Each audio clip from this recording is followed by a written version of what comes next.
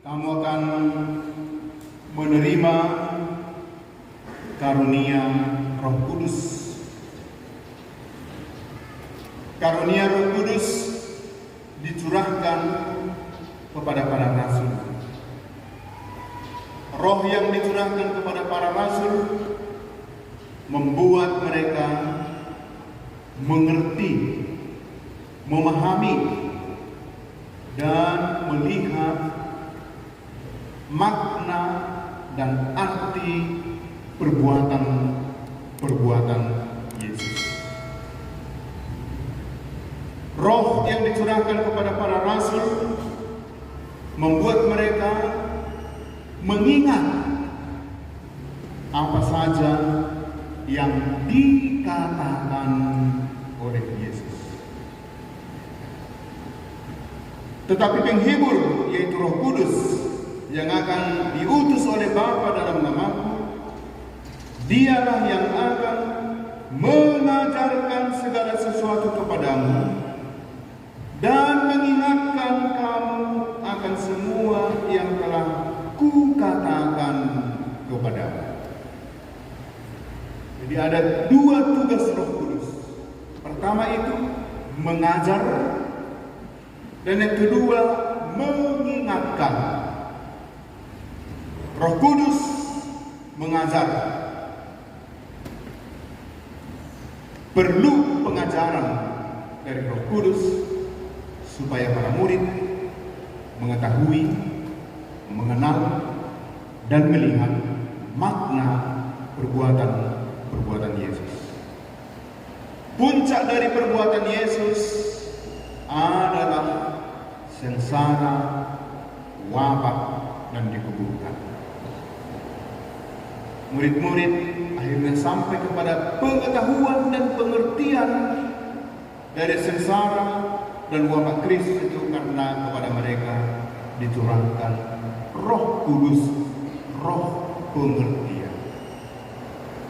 Para murid diingatkan oleh kata-kata Yesus, termasuk juga perempuan-perempuan yang mengikuti Yesus dalam hidupnya diingatkan oleh kata-kata Yesus.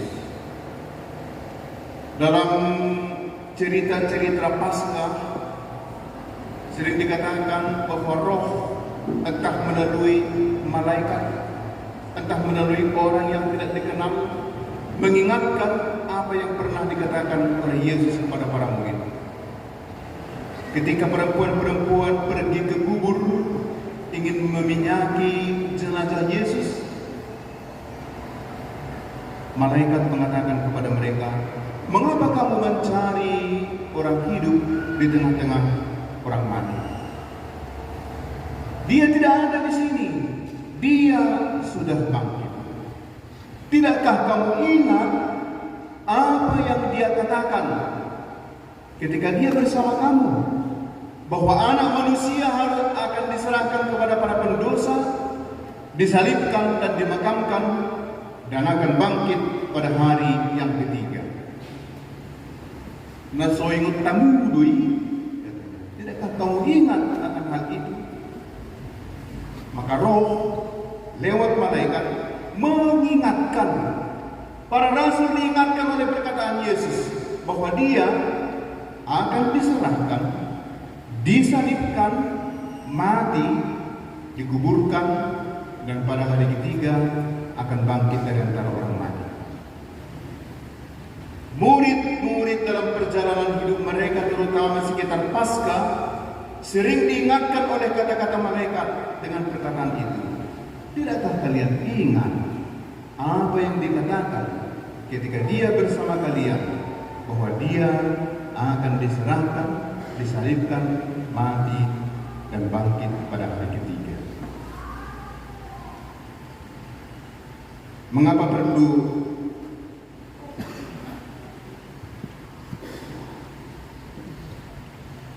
Karena manusia mempunyai sifat pelupa. Kalau ditanya lebih lanjut, mengapa orang lupa? Seseorang lupa karena memang hatinya tidak di situ. Lupa katanya karena hatinya tidak di situ. Kalau hati di sana, tidak akan lupa.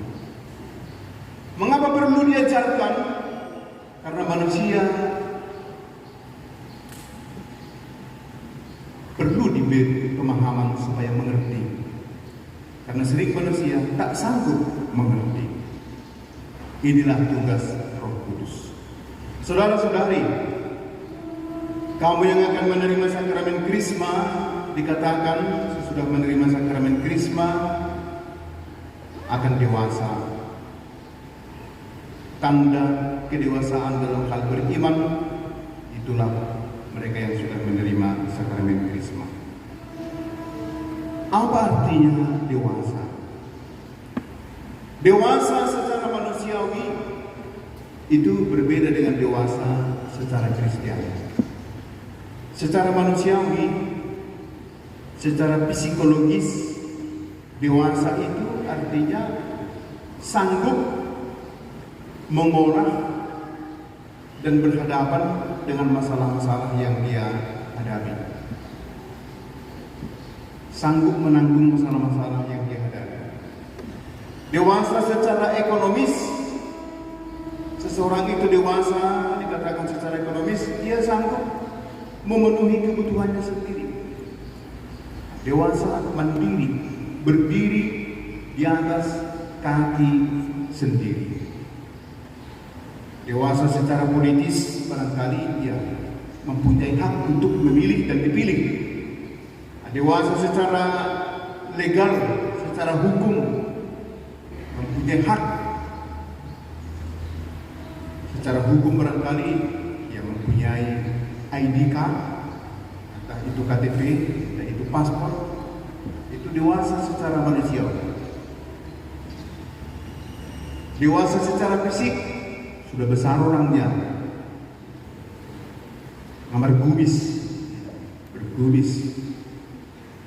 tidak lagi dimandikan kalau mandikan, tidak lagi disuapi kalau makan. Kendati pun banyak di sini masih harus disuapi. Sudah anak SMA pun disuapi mamanya.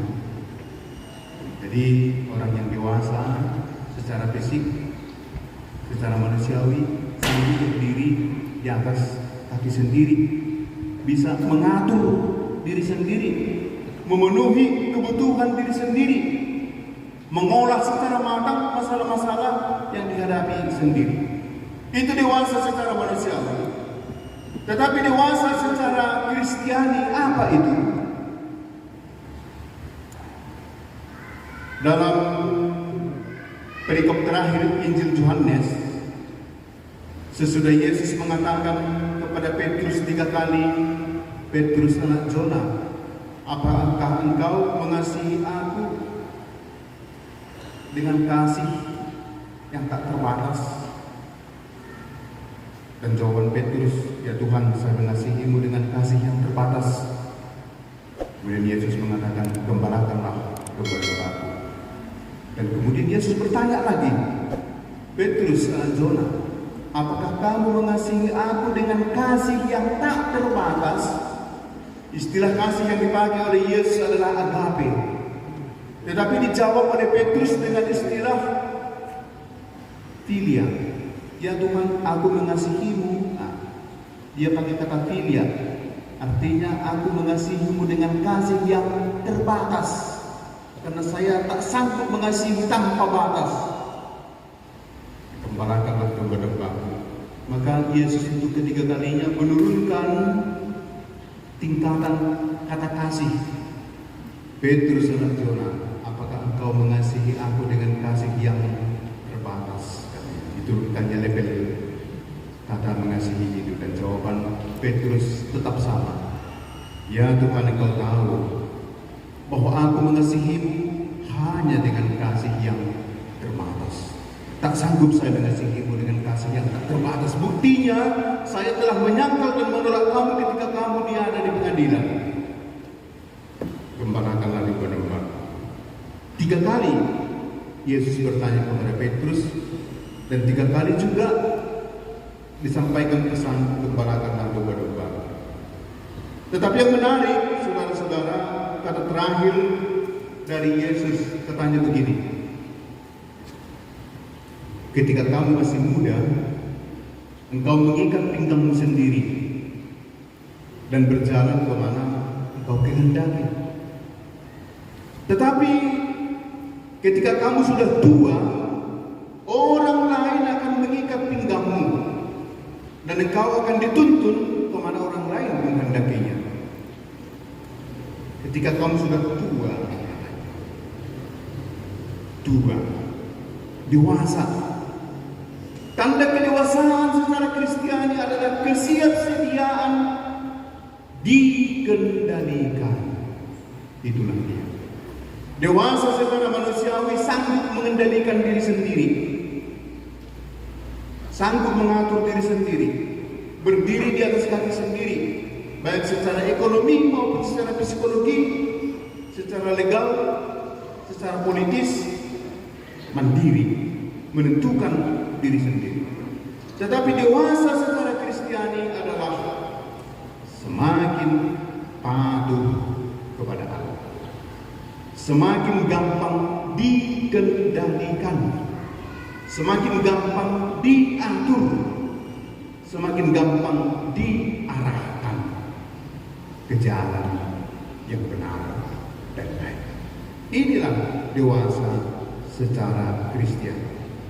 Dan dewasa secara Kristiani ini nampak dalam pribadi Yesus yang patuh dan taat kepada Allah Bapa. Ketika dia berada di Taman Getsemani, sebelum mengalami sengsara, Yesus berdoa kepada Bapa, "Bapa, jauhkanlah cawan ini daripadaku, tetapi bukan kehendakku, melainkan kehendak-Mu lah yang terjadi." Dan Allah Bapa menghendaki kematian, sengsara Yesus Kristus, dan dia patuh untuk melaksanakan kehendak Allah itu.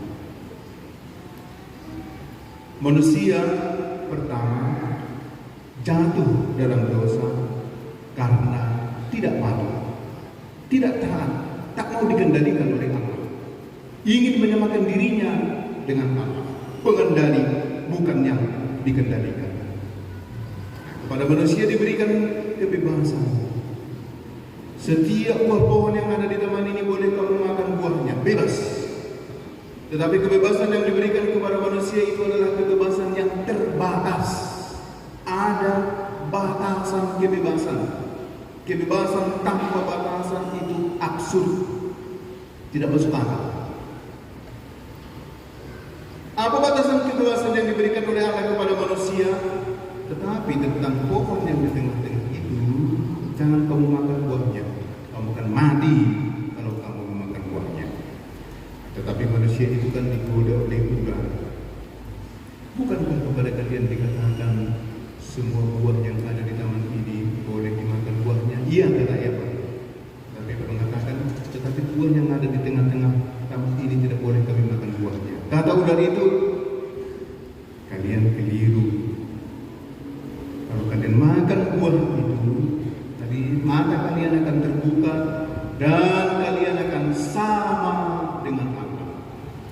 Keinginan manusia untuk menyamakan diri dengan Allah, sejajar dengan Allah, itulah awal dari dosa. Tak mau dikendalikan, tak mau lagi patuh kepada Allah, ingin mengendalikan, ingin mengatur, sama dengan Allah.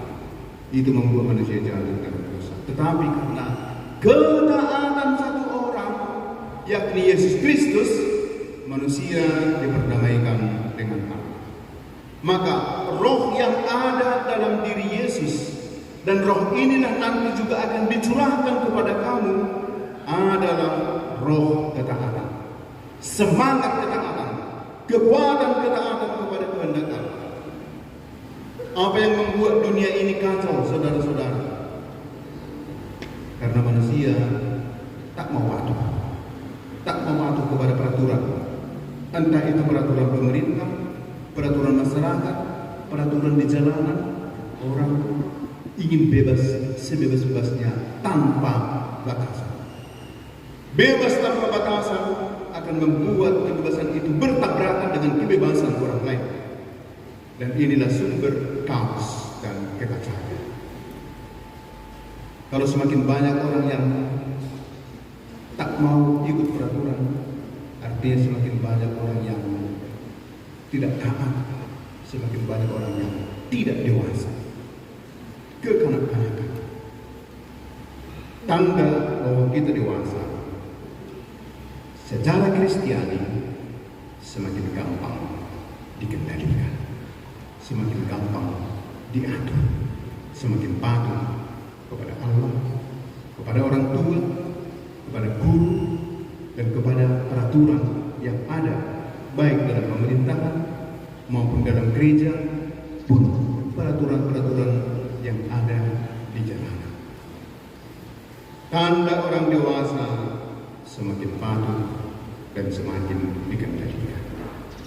Inilah roh Yesus, roh yang membuat dia pantas berkata, Abba, ya Bapa.